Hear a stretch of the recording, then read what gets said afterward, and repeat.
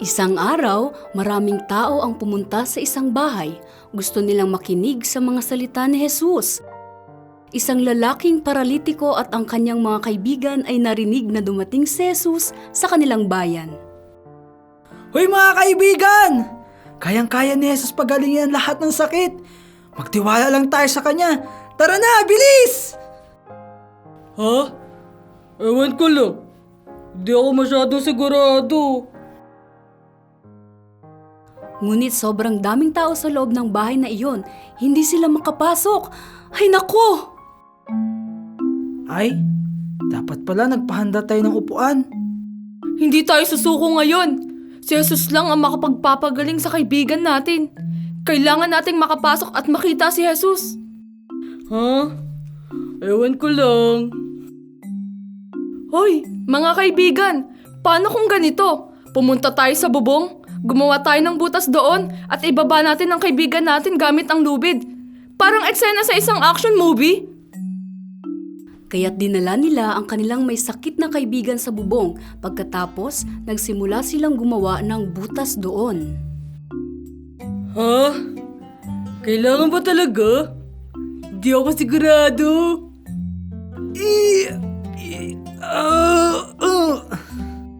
Malapit na. Konti na lang. Ha? Ano pang nangyayari? May butas na sa bubong? Oh! Ano nangyayari? Bakit ngayon na ang araw na magbukas ang pintuan ng langit? Nakakabahala. Hindi pa itong oras. Ang aking ama ay hindi nagkakamali. Ibinaba ng mga magkakaibigan ang kanilang kasamahan sa bahay mula sa bubong. Jesus! Pasensya na po kung ganito namin siya ibinaba. Talagang may sakit ang kaibigan ko at hindi siya makalakad. Hinihiling ko po sa iyo. Pakigamot po yung kaibigan ko. Pakigamot po. Ikaw lang ang aming pag-asa. Nakita ni Jesus ang kanilang pananampalataya at siya ay nagalak. Kaibigan, pinatawad ka na sa iyong mga kasalanan. Sa oras na iyon, galit na galit ang mga guro at mga pariseo. Ha? Sinabi ni Jesus? Pinatawad ka na sa iyong mga kasalanan? Tingin ko nga! Paano siya makakapagtangkang mang-insulto sa Diyos ng ganon? Hindi siya magaling.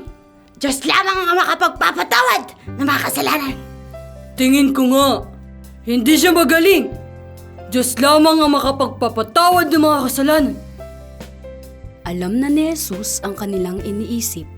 Bakit iniisip niyo ang mga bagay na yan sa iyong mga puso? Galit kayo dahil sa sinabi kong patawarin ka sa iyong mga kasalanan? Mula ngayon, nais kong malaman ninyo na ang anak ng tao ay may kapangyarihang magpatawad ng mga kasalanan dito sa lupa. Sinasabi ko sa inyo, magbangon ka, kunin mo ang iyong higaan at ikay umuwi. Oh! Oh! Nakakalakad na ako! Wow! Woo! Pagkatapos, tumayo na ang lalaking paralitiko, kinuha ang kanyang higaan at umuwi na nagpupuri sa Diyos. Nakita nyo? Sinabi ko sa inyo, kayang-kaya ni Jesus ang pagalingin ang lahat ng sakit. Tama nga kayo. Ngayon alam ko na totoo yun. Mula noong araw na iyon, nagsimula ng matakot ang mga guro at mga pariseo kay Jesus. Ha ha! Jesus! Sino ka ba talaga?